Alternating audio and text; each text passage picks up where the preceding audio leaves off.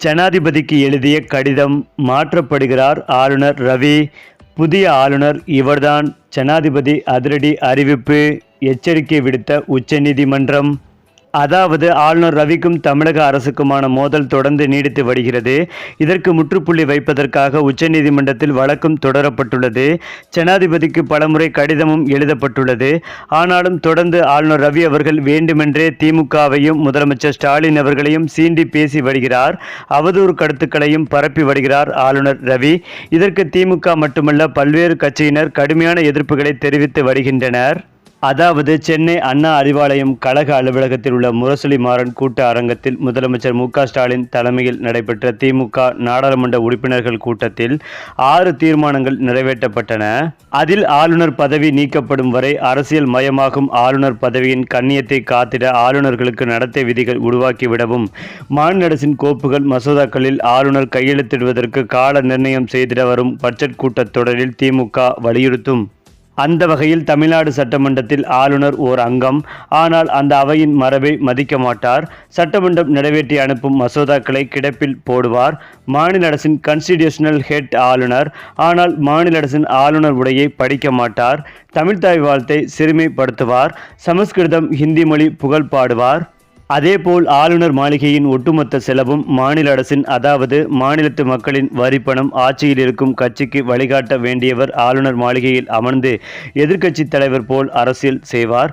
பல்கலைக்கழக துணைவேந்தர் நியமனத்தில் மாநில அரசுடன் மோதல் போக்கை கடைபிடித்து துணைவேந்தர்கள் இல்லாத பல்கலைக்கழகத்தை உருவாக்குவார். ஆனால் அதே பல்கலைக்கழகங்களில் பாஜக அரசியல் பிரசங்கம் செய்வார். அக்கப்போர் அரசியல் மட்டுமே ஆளுநரின் அஜெண்டாவாக இருக்கிறது. மேலும் ஆளுநரை நியமிப்பதற்கு பதில் ஏன் தேர்ந்தெடுக்க கூடாது என அரசியல் நிர்ணய சபையில் விவாதித்த போது, அவ்வாறு தேர்ந்தெடுக்கப்பட்ட ஆளுநர் அரசின் நிர்வாகத்தில் குறுக்கிடுவார். அப்படி அரசின் நிர்வாகத்தில் ஆளுநர் தலையிடுவது ஜனநாயகத்தை அடிமைப்படுத்துவது போலாகிவிடும் என சட்ட அறிஞர்கள் குறிப்பிட்டனர். நியமிக்கப்பட்ட ஆளுநராக இருக்கும் தமிழ்நாடு ஆளுநர் ஆர்.என். ரவி இன்று அதைத்தான் அடாவடியாக செய்து கொண்டிருக்கிறார். மேலும் தமிழ்நாட்டின் வளர்ச்சியிலோ, தமிழ்நாட்டு மக்களின் நலனிலோ, தமிழ்நாட்டின் பண்பாடு மற்றும் கலாச்சாரத்திலோ அவரே பதவி பிரமாணம் எடுத்துக்கொண்ட அரசியல் சட்டத்திலோ நம்பிக்கை துளி கூட இல்லை. அவருக்கு இருக்கும் ஒரே ஆர்வம் வெகுஜன விரோத வலதுசாரி அரசியல் மட்டும்தான். அதை தவிர வேறு ஒன்றும் இல்லை. குறிப்பாக அரசின் கொள்கை முடிவுகளை நிறைவேற்ற முழுமையாக ஒத்துழைப்பு கொடுத்து துணை நிற்க வேண்டிய அரசியலுக்கு அப்பாற்பட்டவரை ஆளுநராக நியமிக்க வேண்டும் என அரசியல் நிர்ணய சபை எதிர்பார்த்தது.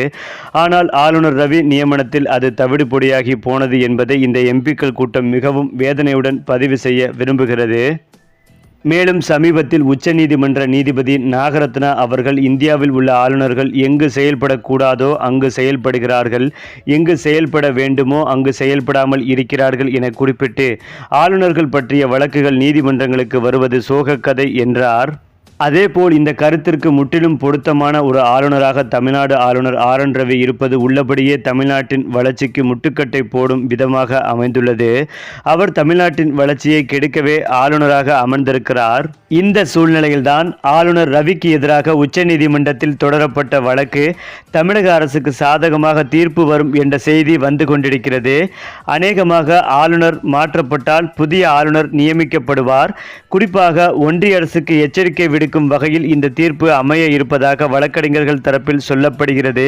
இதன் மூலம் உறுதியாக ஆளுநர் ரவி மாற்றப்படுவார், தமிழகத்திற்கு புதிய ஆளுநர் நியமிக்கப்படுவார் என்ற அறிவிப்பை ஜனாதிபதி திரௌபதி முர்மு அவர்களே வெளியிடுவார் என்றும் சொல்லப்பட்டு வருகிறது.